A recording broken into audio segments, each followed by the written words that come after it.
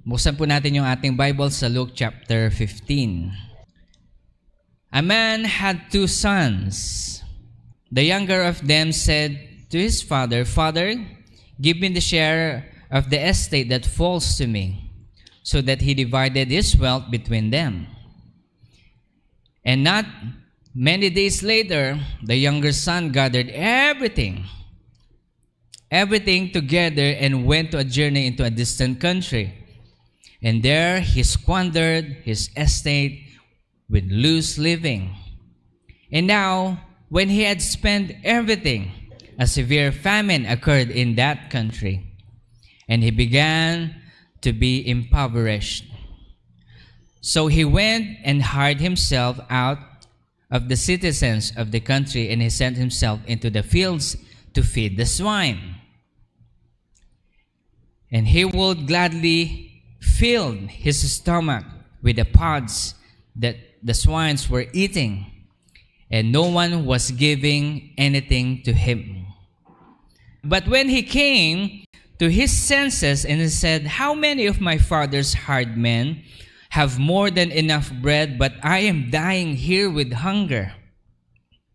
I will get up and go to my father, and I will say to him, Father, I have sinned against heaven and in your sight. I am no longer worthy to be called your son. Make me as one of your hired men." So he got up and came to his father, but while he was still a long way from his father, saw him and felt compassion for him, and ran and embraced him and kissed him. And the son said to him, "Father, I have sinned against heaven and in your sight. I am no longer worthy to be called your son." But the father said to his slaves, "Quickly, bring out the best robe and put it on him, and put a ring on his hand and sandals on his feet." And they bring a fattened calf, killed it, and let us eat and celebrate, for the son of mine was dead and has come to life again. He was lost and he has been found. And they began to celebrate. Many of us, madami sa atin, pinipili natin yung mundo kapalit ng panandaliang kasaganahan, kapalit ng panandaliang kasayahan, o sabihin na natin pleasures of this world. We choose all of these things.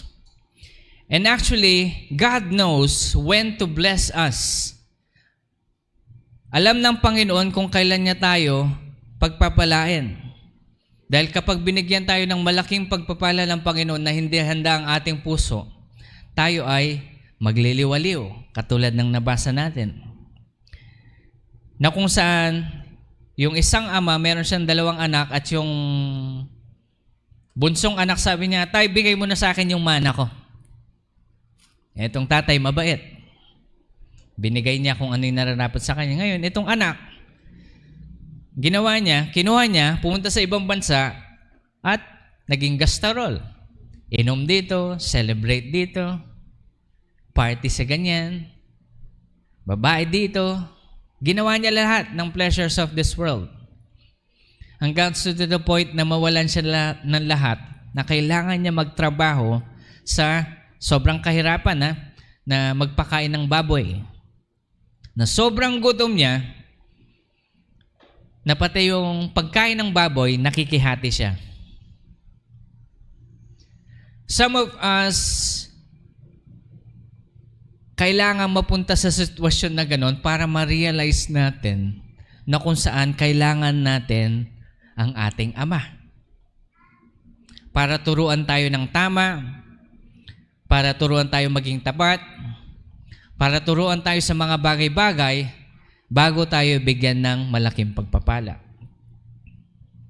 Alam niyo po, kung titingnan natin yung istorya na kung saan napagtanto nitong younger son ni bunso na, "Ba't hindi na lang kaya ako umuwi dun sa tatay ko?" Sabi niya.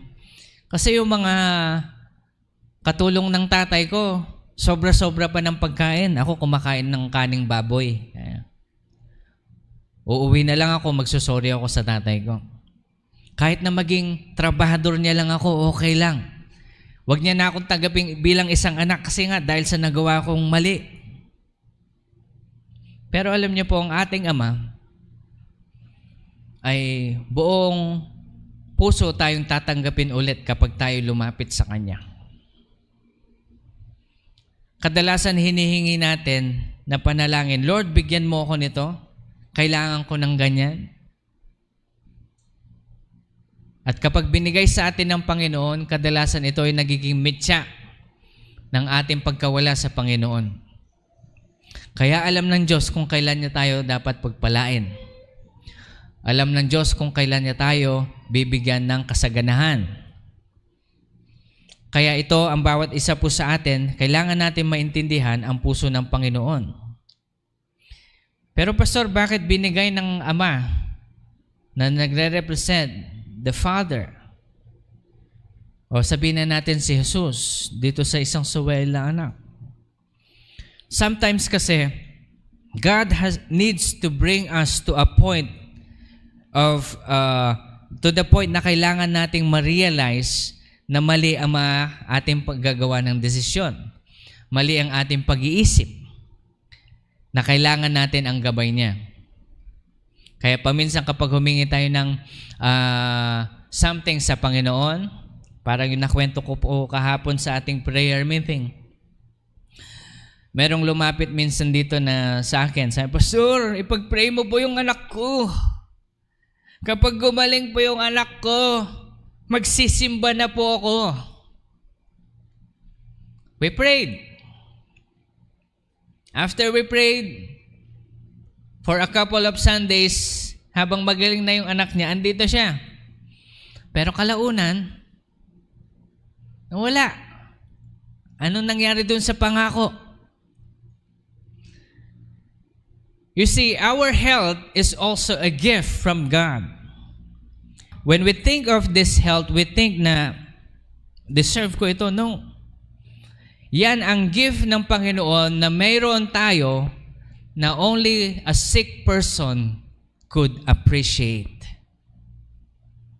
But we, as people who are in good health, sometimes nakakalimutan natin na meron pala tayong good health.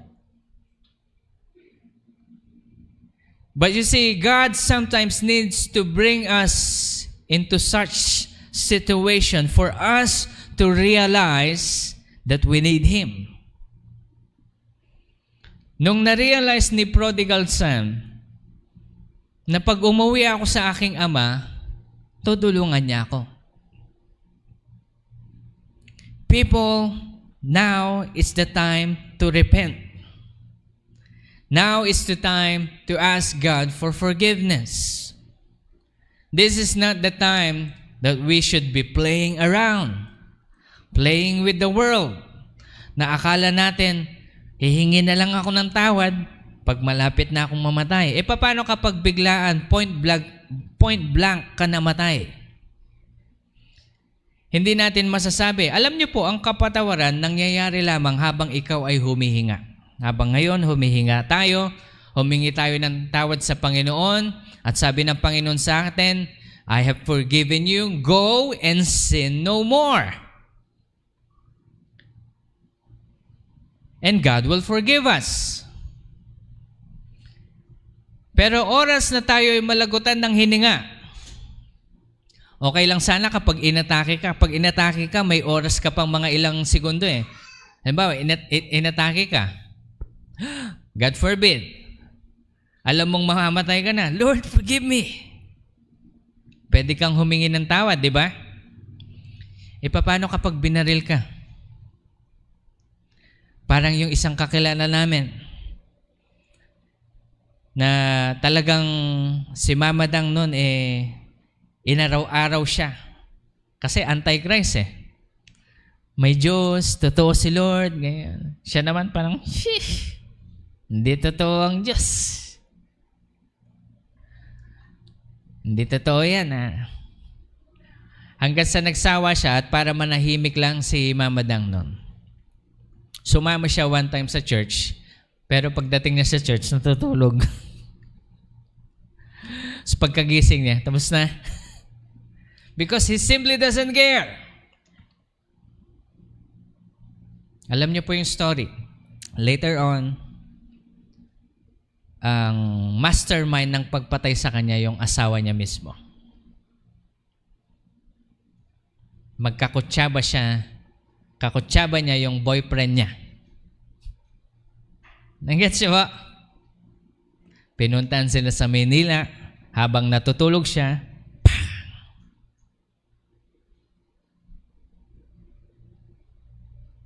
Alam niyo, ang mahirap doon, pagmulat niya, asan na ako? Hindi ka na pwedeng humingi ng tawad. This is the time that we must repent. Ito yung oras na kung saan pwede tayong humingi ng tawad sa Panginoon. Sasabihin natin sa Panginoon, Lord, nagkasala po ako. Patawarin niyo po ako sa aking kasalanan. At pagkatapos natin humingi ng tawad, sasabihin sa atin ng Panginoon, papatawarin kita. And sabi ni Lord, go and sin no more. We come into His glory. We come into His presence. We receive the salvation. And as we continue in our faith, we will grow in Christ. A change of heart will be upon us. And the blessing of prosperity will be upon us. Gagawin kong isang example ito. It's a family ni Deborah, no? Sa ni JJ. Tagal namin silang ina-encourage kasi hindi nga nila alam. Magpakasal na kayo. Sinasabihan ko itong kambal, i-encourage nyo yung atin yun na magpakasal. Dahil kapag hindi sila magpakasal, yung kasalanan na ginawa nila, aanihin ng kanilang mga anak. Kapag tinuwid nyo yung tama, yung anak nyo mapapagpala sa lahat ng bagay. O tanungin ko si Deborah ngayon, napapagpala ba yung mga anak mo? Diba? Pa-English pa yan. They are bright. They are bright kids. Matalino. Hindi ba nagkataon lang yung pastor? No. Hindi yun.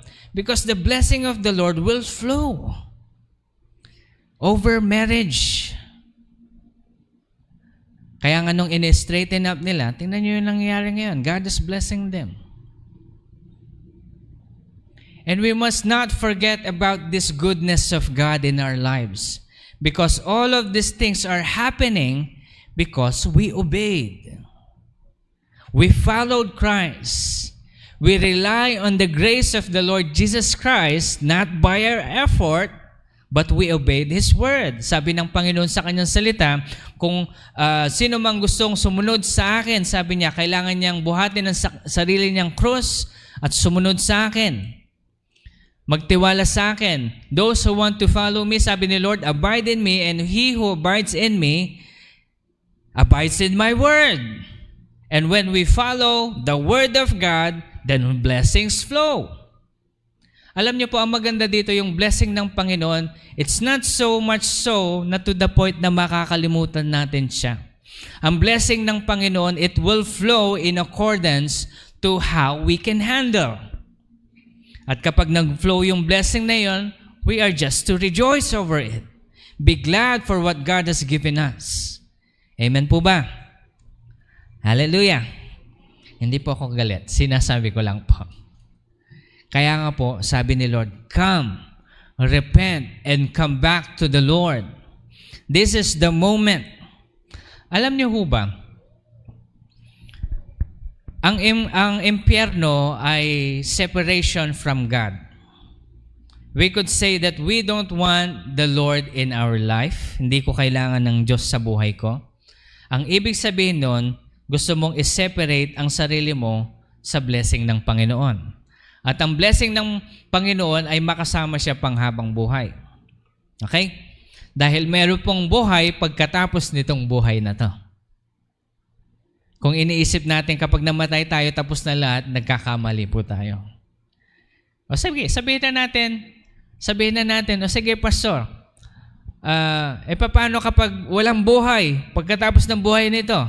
O, tanungin ko po kayo, may nawala ba sa atin? Wala. Paano pag tama si pastor? Pagkamulat nyo, may totoong buhay. Ay, tama pala. Teka, babalik ako. No. That's it. Walang mawawala kapag naniwala tayo sa Panginoon. Pastor, aksaya tayo ng oras. Hindi rin. Alam niyo kung bakit?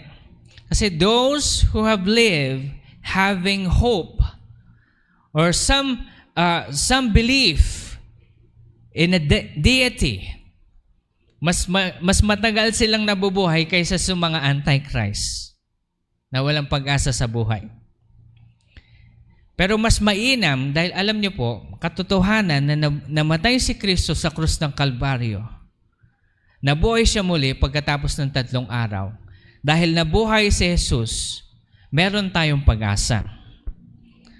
Alam niyo po, kung titingnan niyo lahat ng relihiyon, Muslim, Buddhist, Hindu, lahat ng mga yan, merong katuruan na kapag nagawa mong mabuti, tumulong ka sa mahirap, gawin mo ito, this and that, baka mapunta ka sa langit. Ang Kristyanismo lamang ang nagsasabi, maniwala ka kay Jesus at tanggapin yung biyaya na binigay niya sa krus ng Kalbaryo at ikaw ay maliligtas. Kaya sabi nga ni Jesus, no one comes to the Father but through me. So, sa Kristyanismo lamang, relasyon kay Jesucristo, ikaw maliligtas. At yun lamang yung pag-asa po natin sa buhay na ito.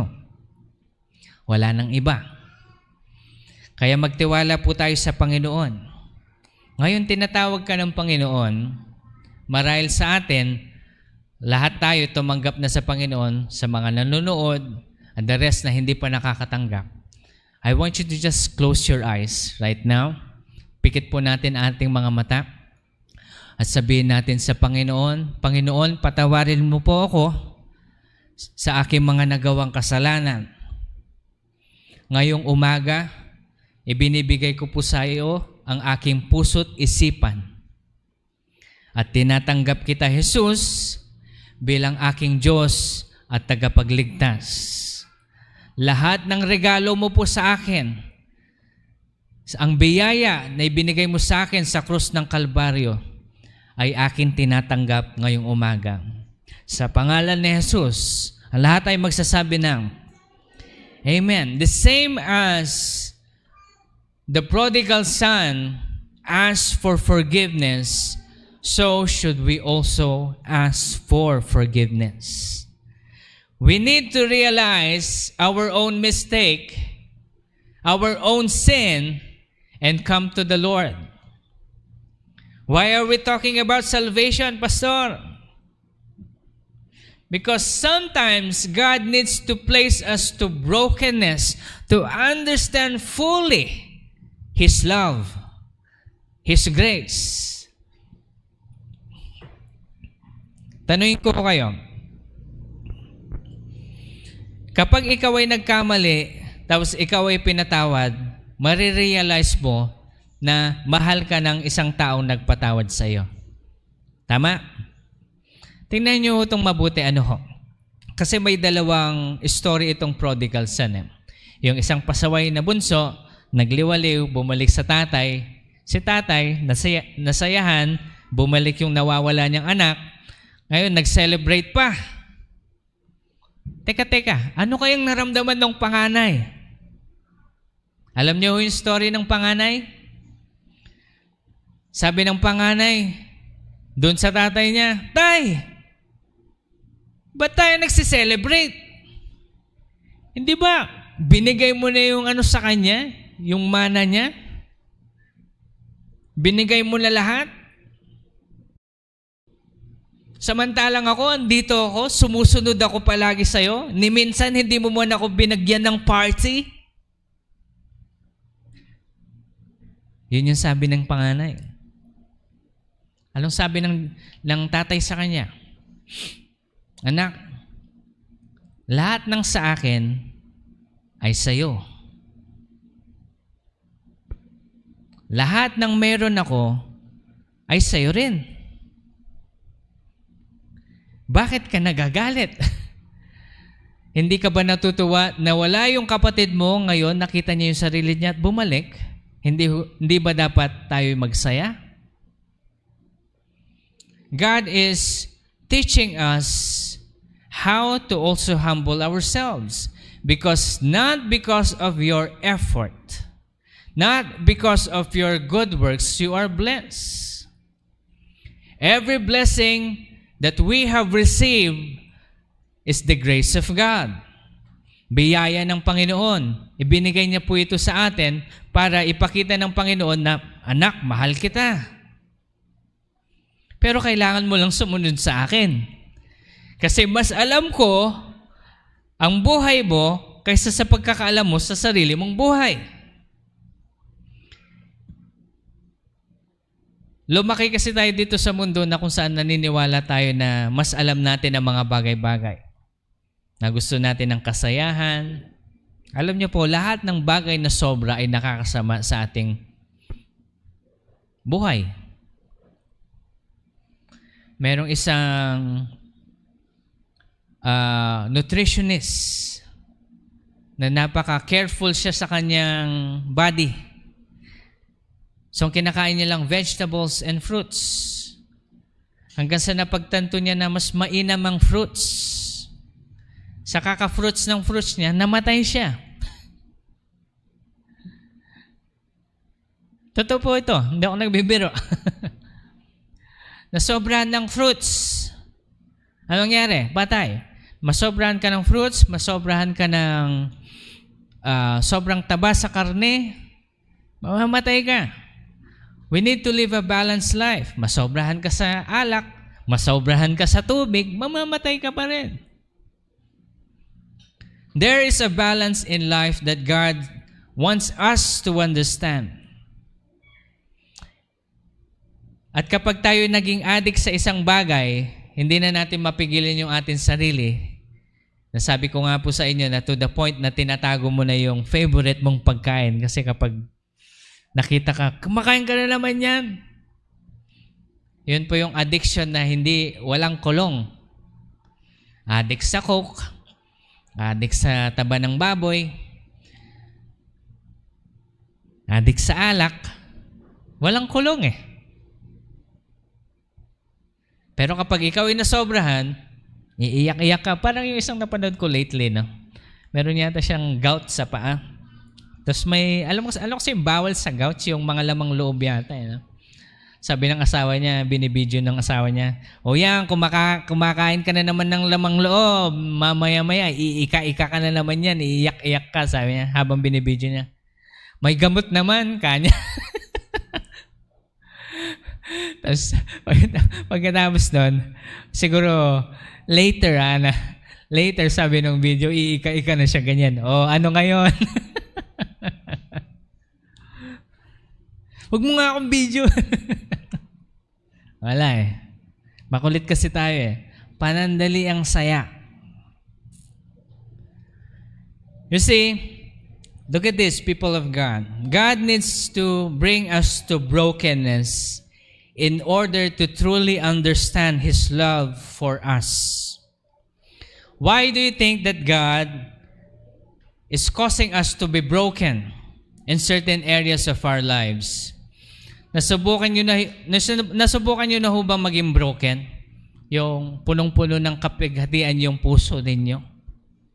Sinong na-broken na dyan? Hindi lang broken sa love, ha?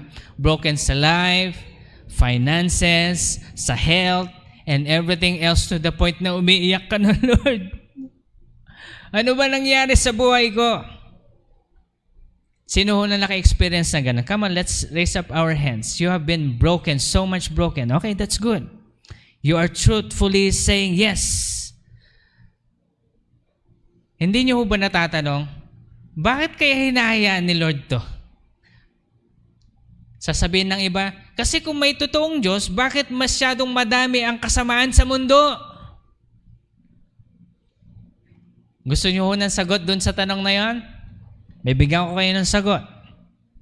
Kung sinasabi niyong sinasabi ng iba na may sobrang kasamaan sa mundo, ibig sabihin, may kabutihan din. Tama? Dahil paano mo madidistinguish yung kasamaan kapag walang kabutihan? Correct.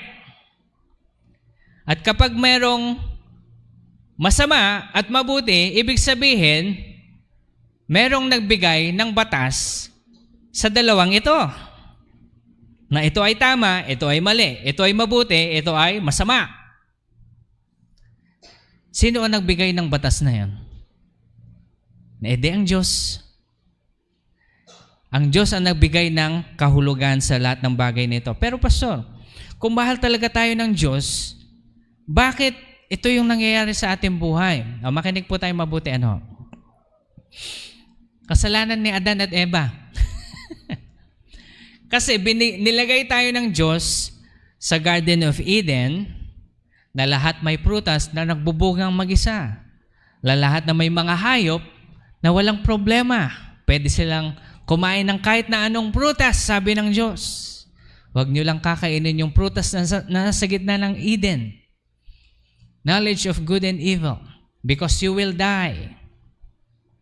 Actually, sinisisi ko pa nun, siguro pag ako nun, hindi ko kakainin. Hindi ko tutularan si Adan at Eva. Yun yung iniisip ko na, self-righteous no? Pero alam nyo po, napagtanto ko, kapag ako nilagay ng Panginoon doon, kapalit ni Adam, magkakamali din ako. Kahit kayo, magkakamali din kayo. Alam nyo kung bakit?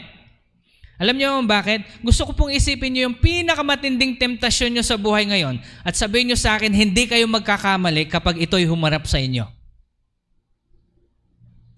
Sige nga, kaya nyo pong sabihin na, tukso, layuan mo ako. Pero ikaw yung lumalapit. Di ba? Magkakamali tayo. Humans are bound to fall. But yet, in the fall of man, God already has planned. So Jesus will come down and be a sacrifice for us. Hindi ho ba nakikita natin ang pag-ibig ng Panginoon sa mga kasalukuyang kaganapan sa ating buhay? Tinatanong ko ang bawat isa kanina, ikaw ba ay na-broken na to the point na hindi mo alam yung gagawin mo? Kaya mo nararanasan yan dahil mahal ka ng Panginoon. Why do we need to be broken?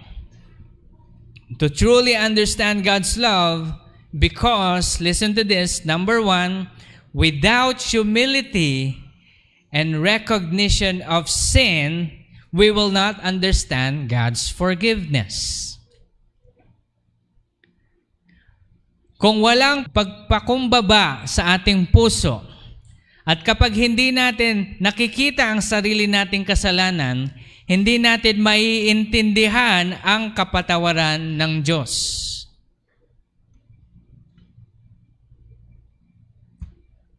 Hindi natin makikita na pinatawad na pala ako ng Panginoon kapag hindi matindi ang ating kasalanan. Katulad ni David, hindi niya alam na kasalanan pala yung ginawa niya. Ibibigay ko yung example kung ano yung ginawa ni David. Sabi ni Lord kay David, conquer the land. Pero siya, sabi niya sa mga kawal niya, kayo na lang. Kayang-kaya niyo yan. Malalakas naman kayo kahit na wala ako. So ngayon, nag-chill siya dun sa tower niya. Habang nandun siya sa tower niya, napasilip siya sa labas, may nakita siyang naliligong babae. Sabi niya, wow! Na sobrang nainganyo siya, sabi niya, akin na lang ito. Pinaimbestiga niya kung sino yung asawa. Sabi niya, ilagay mo yung asawa niyan sa front line para mamatay. Pag namatay siya, akin na yung asawa niya. Hindi na-realize ni David na kasalanan yon until he was convicted by someone. Reminded that what he is doing is wrong. Si Prophet Nathan. At nung na-realize niya yung kabigatan ng kanyang nagawang kasalanan, humingi siya ng tawad sa Panginoon. Sabi niya sa Panginoon, Lord, create in me a clean heart. and renew a right spirit within me. Cast me not away from your presence, and take not your Holy Spirit away from me. Restore unto me the joy of your salvation, and create in me a free spirit.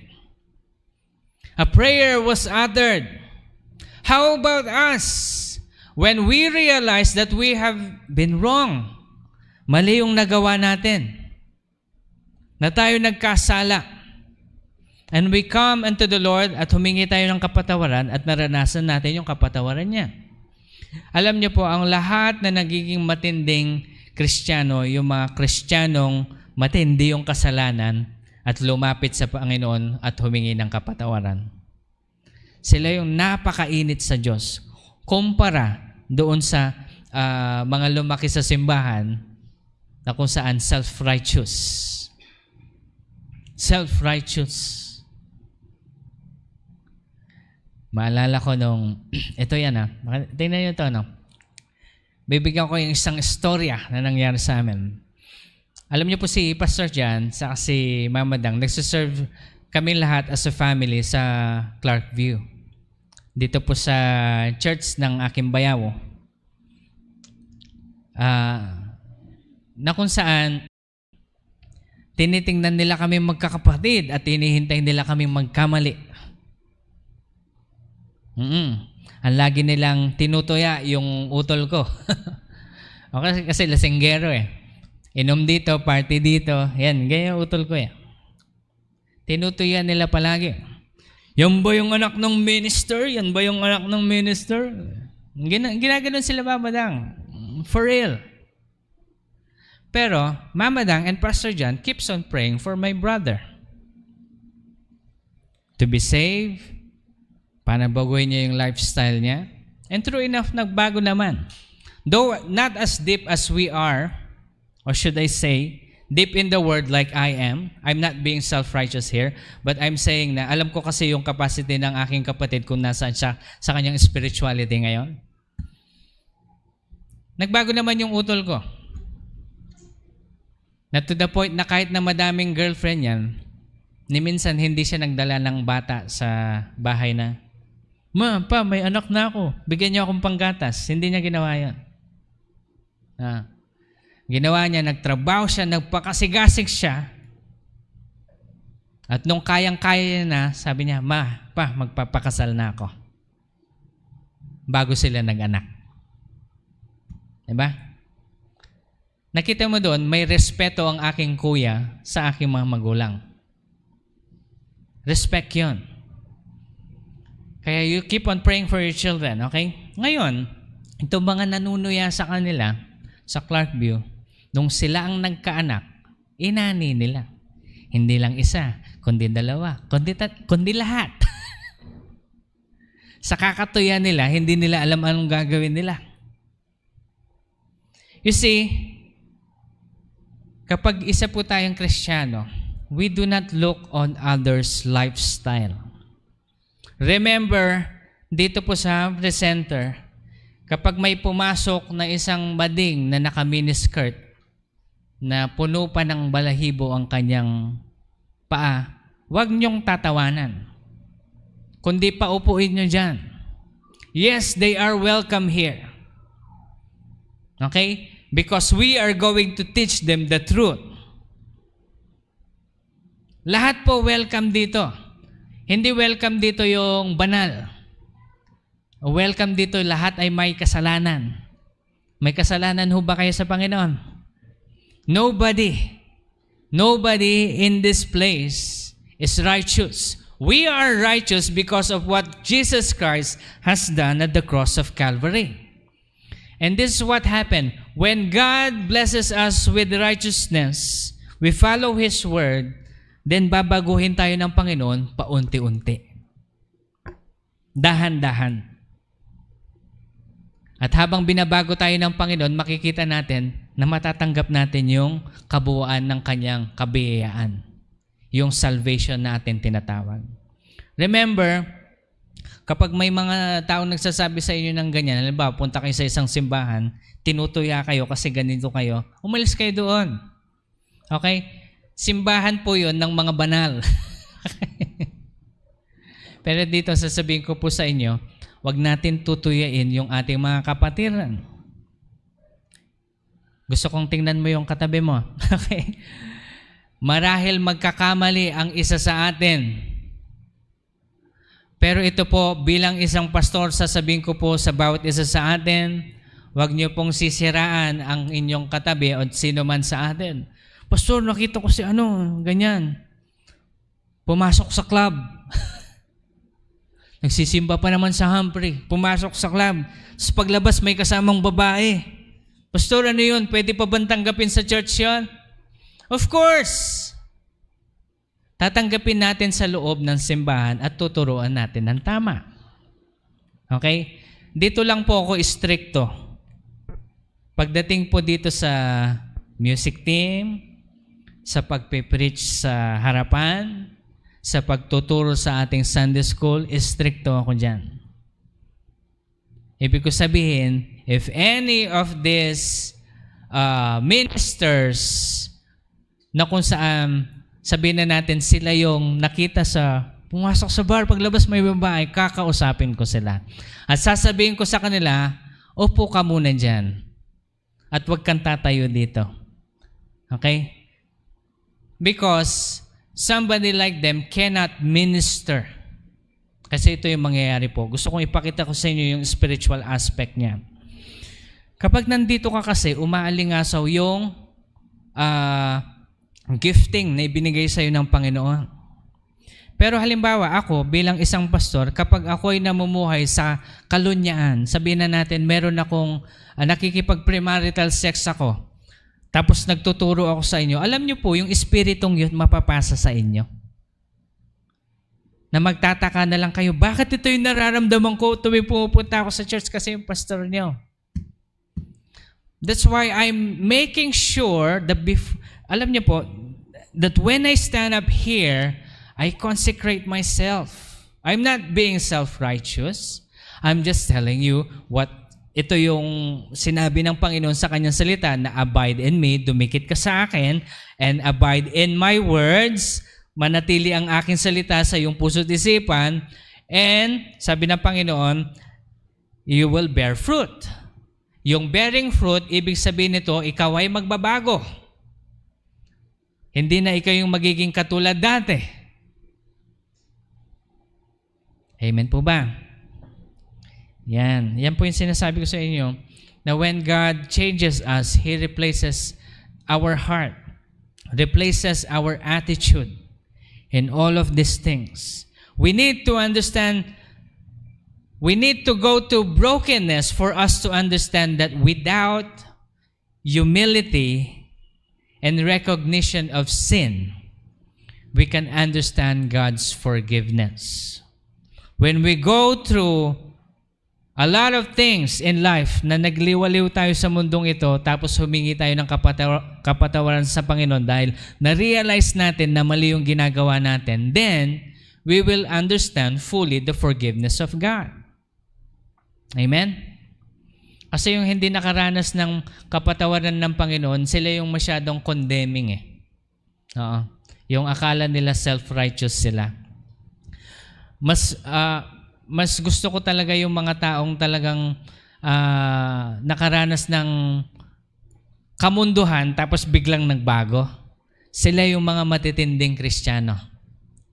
Kaya wag po kayong mawawalan ng pag-asa sa mga ating kakilalang hindi pa naniniwala sa Panginoon at nagliliwaliw sa mundo.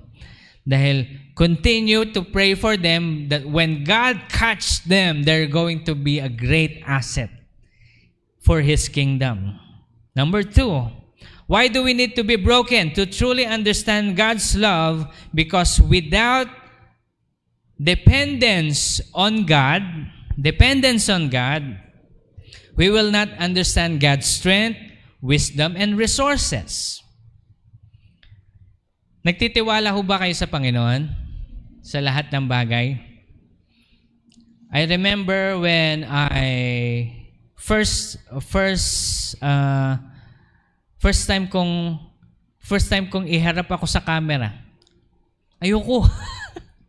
Ayaw nagpapapicture, ayaw kong binibidyohan, ganyan. Ayaw ko talaga, pero alam niyo po sabi ng Panginoon sa akin, anak, you need to do this because this will become the future.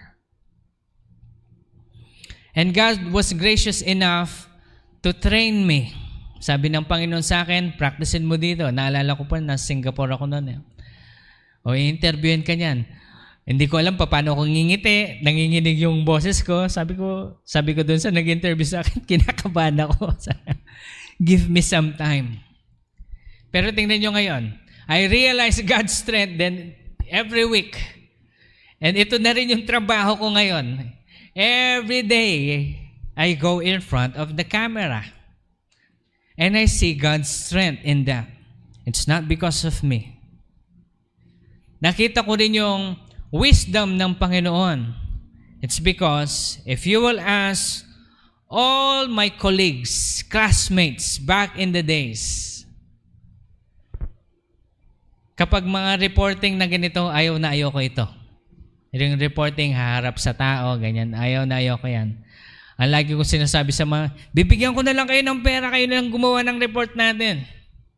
Ganun ako palagi. Kaya nga nung nakita ko nung kaklase ko, nagpe-preach ka na, parang hindi ikaw yan. Sabi niya, ikaw ba yan? Sabi niya. Ito po yan. Ito sasabihin ko, this is coming from the Lord. A strength from God, the words that comes out of my mouth whenever I preach is the wisdom that comes from the Lord. Amen. Sabihin naman natin resources. Are you dependent on your own strength or are you dependent in God's grace patungkol sa inyong finances? Paminsan kasi tumataas at lumalaki yung mga ulo natin kapag nag-uuwi tayo ng pera na malaki. Sasabihin natin, galing yan sa trabaho ko. Galing sa pawis. Dugot pawis ko yan. Pagtimpla niyo ako ng kape, pakibilis. Makinig kayo mabuti. Sometimes, we acknowledge our own strength, but we do not see that it is God who gives us that kind of work, that skill, the opportunity. Sa palagay niyo ba, coincidence lang yung trabaho na meron tayo ngayon? No, that is God's grace. The moment that you said, Lord, I accepted you as my Lord and Savior, everything that happens to you is God's direction. Gusto ko pong tingnan niyo yung mga kanya-kanya natin trabaho ngayon. Assuming na yan ay tapat at nanggagaling sa Panginoon at pinagpapawisan mo talaga. Gusto ko pong makita ninyo na galing yan sa Panginoon. Dahil hindi niya ibibigay yan sa inyo kapag wala siyang tiwala sa inyo. Patungkol, at least at that level of faith.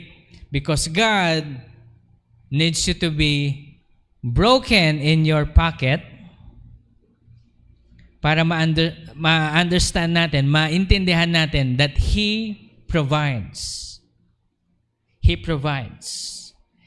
Ilang beses ko po na-example sa inyo na nang sinabi ng Panginoon na magpastor ako dito, wala akong sariling trabaho, pero ang Panginoon na nabigay sa akin ng abilidad para kumita ng pera na kahit nasa loob ng bahay ay kumikita. Yes. And that's wisdom is coming from the Lord. Kaya po sinasabi ko sa akin sarili kapag medyo nagiging proud na ako, Lord, hindi sa akin galing ito. I always acknowledge God's goodness. Kaya everything, ito po yan, gusto kong pong gayahin niyo po ito. Everything na mabili ko sa sarili kong pera, everything na ma-provide ko at maitulong ko sa ibang tao, I always acknowledge the Lord. Lord, thank you for your blessing. Amen? Gawin po natin ito araw-araw. Pastor, nasasabi mo yan kasi may natatanggap ka. Pwede ka rin makatanggap. Kailangan mo lang saleksikin ng Panginoon kung paano. Kasi yung hinahanap mong breakthrough, hinahanap mong kasaganahan ay nasa loob lamang ng pagkatao mo. Binigay na sa iyo yan ni Lord. Amen po ba? We go through brokenness for us to truly understand God's love, because without transformation and renewal, we will not understand God's healing, restoration, and transformation. Have you ever been sick for the longest time, na may sakit kayo na pabalik-balik, hindi nyo alam kung ano yung gagawin nyo, tinatanong nyo ang Panginoon kung bakit? Ang sabi ng Panginoon sa 2 Corinthians chapter 12 verse 9, "And He said to me, My grace is sufficient for you, for power is perfected in weakness. Most gladly, therefore, I would rather boast about my weakness, so that the power of Christ may dwell in me." When you acknowledge your weakness, then God is going to make you strong in that weakness. Sasabihin mo sa iyong tuhod habang ikaw ay tumatanda, "Lord, masakit ang aking tuhod." Dalangin ko po, Panginoon, ina-acknowledge ko na masakit kasi nararamdaman ko talaga. Then wait, because God is your strength. Marahil some of us will experience healing right off the bat, but some of us may go through a period of trusting, which is actually most of us, nilalagay tayo ni Lord sa period of trusting. Tama? Pero ito lang po masasabi ko po sa inyo. Hindi ko sa binababa yung level ng ibang taong bigla na lang nagkaroon ng healing, ha? Pero kapag ikaw ay dinala ng Panginoon sa level of trusting, yung dahan-dahan na kasagutan sa panalangin, ibig sabihin matindi yung panawagan mo. May gagawin sa iyo si Lord. May matindi kang gagawin sa mundong ito, na you will leave a mark for the glory of God. Dahan-dahan kanyang hinuhubog eh. Hindi lang po ito sa physical na pangangatawan. This also applies to your finances. You've been broken. O sabihin na natin yung sinasabi sa English na you're broke. Wala kang pera. At humihingi ka sa Panginoon, "Lord, provide for our needs." And the Lord provides little by little. Alam niyo kung bakit? Because God is teaching you how to handle His wealth. Ulit-ulitin ko po palagi na hindi tayo bibigyan ng Panginoon ng malaking pera hanggat wala siyang tiwala sa atin. Gusto ko pong isipin yung sweldo ninyo. Isipin niyo yung sweldo ninyo. Tanungin ko po, sobra-sobra ba? Sino sobra-sobra? Magtaas ng kamay. Magtaas ng kamay yung sabihin nyo, "Pastor, sapat lang, sapat lang." Sapat lang. Yung sasabing kulang. Pastor, kulang. Yung iba, hindi honest, no? Pag sinasabi mong sapat lang, okay? Good. That's good. Ibig sabihin, you understand the heart of God. Pag sinasabi mong kulang, so kulang eh. Alam mo yung mga sasabi ng kulang, kaya walang nagtaas ng kamay sa inyo eh. Ito yung mga hindi nagtatights. Ito yung hindi nagbibigay ng ikapo. Sabihin na natin ikapo, hindi ito yung tumutulong sa may hirap. Nagbibigay ng donation sa mga nangangailangan talagang tunay. Okay, not particular in church. Sabi ko po sa inyo, ang pagtulong, hindi particular lang sa church yan. Binibigay, itulong nyo po sa mga may hirap. Okay, yun po ang kagustuhan ng Panginoon. Hallelujah. O nakikita nyo na sapat lang. Ngayon po, itong masasuggest ko sa mga nagsabing sapat lang. Kung ano yung ibibigay sa inyo ng Panginoon, sikapin nyong doblehin. Sikapin nyong doblehin. Dahil pag nadoble nyo yan, I promise you, God will trust you with even more. Hindi po ako nagbibiro. Kaya nga alam nyo po, Kahit na sa bahay, kapag may pangangailangan, talagang nag-set lang ako ng budget, ito lang yung kaya ko. Pero paminsan may pumipitik na kailangan na. Kailangan natin to, kailangan natin to. Anong gagawin ko? Sabi ko, ito lang yung kaya ko. Sabi ko kay Mama Dang, Ma, ito lang yung kaya ko. Dahil pag binigay ko yung buong sweldo ko sa inyo, hindi na iikot yung business ko. Ito lang yung kaya kong ibigay. Naging stern ako doon. Kaya kapag may binigay sa akin ng Panginoon, be stern. Alam niyo po, ito po, suggestion to. Suggestion to kapag naghihirap kayo sa buhay. In the first coming 6 months, sa sinisweldo niyong maliit, learn to lower your cost of living. Okay? Kapag yung internet ninyo hindi naman bumabalik sa inyo ng doble, halimbawa, sabihin na natin, magkano yung internet ngayon? Pinakamura? 1.6 o 1.6. Kapag yung 1.6 monthly na yan, hindi bumalik sa inyo ng, magkano yung doble ng 1.6?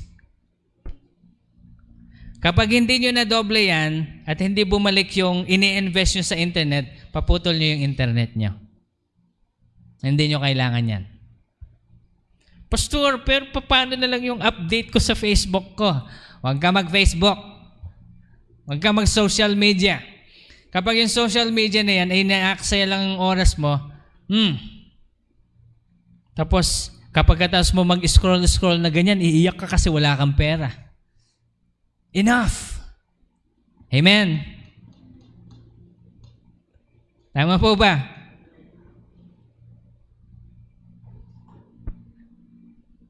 So may nakita kang bagong cellphone. Wow, cellphone. Bagong labas. Ano yung bagong labas ngayon? 16, iPhone 16. Huhulog-hulugan mo ngayon. Sorry for the word. Okay? Huwag po kayong ma-offend. Katangahan po yun. Dahil ang cellphone,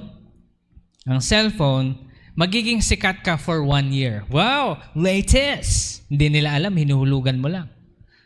Hindi mo pa tapos yung paghulog mo, next year, may 17 na naman. Hindi ka nasikat, pero naguhulog ka pa rin. Tapos, tumingin ka sa salamin at sabihin mo, tanga. Sorry for the word, but that's the word. In English, it's stupid. Wrong investment. Alam niyo kung bakit ko sinasabi dito? Kasi ang kaugalian ng Pinoy, kapag nagkapera, gastos. No.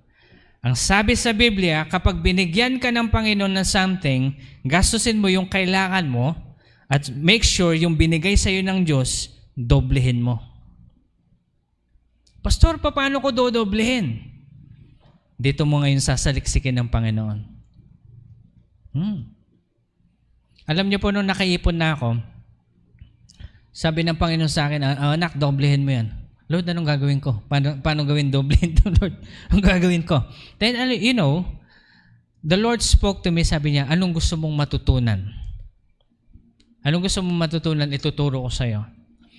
Then, when I asked the Lord, Lord, gusto kong matutunan ito, I don't know anything about this. O sige, i-search mo ito, gawin mo ito, practice mo ito, and then eventually, ito yung mangyayari in the future. Alam niyo po ba, I think it was 6 years ago, if I'm not mistaken. The Lord told me, anak, mag-practice kang humarap sa camera. Lord, ayoko yun. Sabi ko, ayoko yun. Magtiwala ka sa akin, ito ang future, sabi niya. And 6 years after ito, pwede ako mag-preach sa inyo na hindi ko iniisip yung aking finances. Pwede ako mag-aral ng salita ng Panginoon na magturo sa inyo ng buong kasigasigan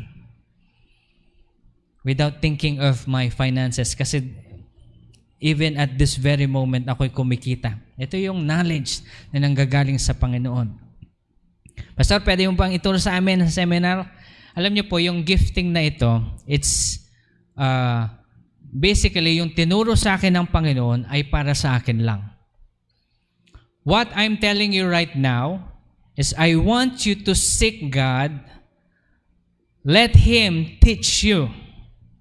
Because the more you will struggle, the more you will understand the dependence in His love and His mercy.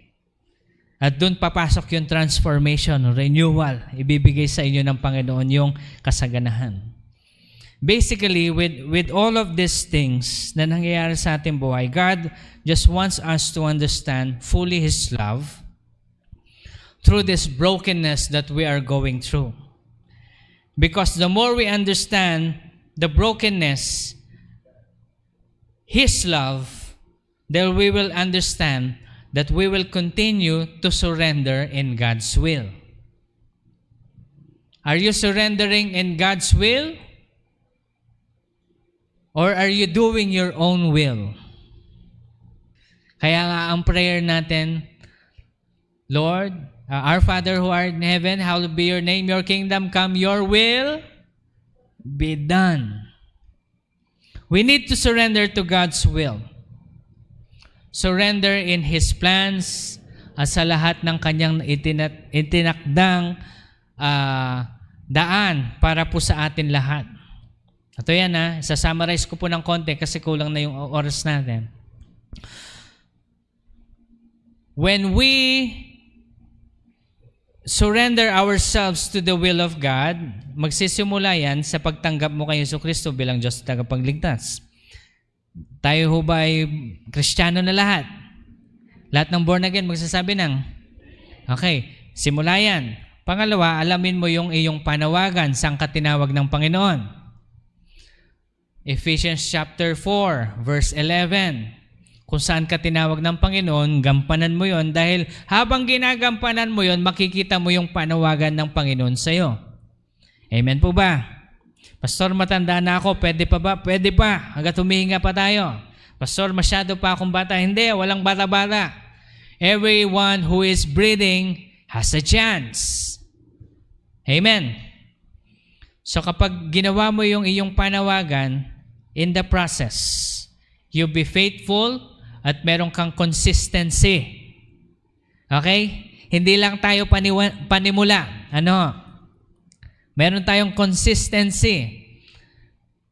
Sabihin nga natin, consistency. Anong ibig sabihin nito? Tuloy-tuloy ka dapat.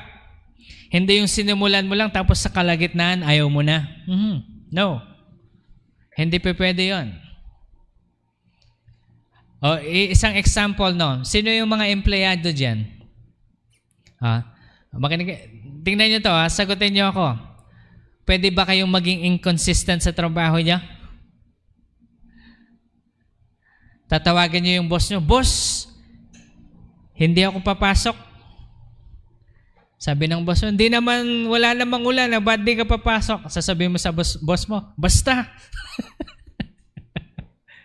Basta, hindi ako papasok. Hindi pwede yon. Anong mangyayari nun? Kapag balik mo, you're fired. Meron ka ng kapalit. Actually, ganun din po sa Panginoon. Kapag hindi ka naging consistent sa kalooban ng Panginoon, hindi mo makikita yung gifting na nasa loob na hinahanap mo. I want you to raise up your hand. Lagay natin sa ating chest. The gift of God is inside me. Come on, you say it. The gift of God is inside me. Nasa loob ko lang. Let's all stand. As you close your eyes, you say to the Lord, Lord, nasa loob ko lang ang biyaya at kasagutan sa aking panalangin. Dalangin ko po, Panginoon, na ituro mo po sa akin. Huwag niyo pong hahayaan na ako'y tumanda nang walang kinatandaan. Ngunit, Panginoon, gusto ko pong gampanan ang pinakamatinding panawagan na ibinigay niyo po sa akin.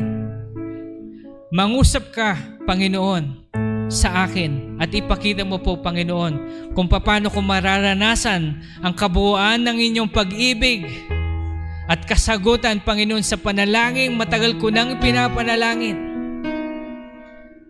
Lord, show me the path. Show me the path. Ipakita mo po sa akin ang daan, Panginoon. I'm hearing the Lord, He is saying, children, do it for your family. God is saying, if you have children, you think about your kids.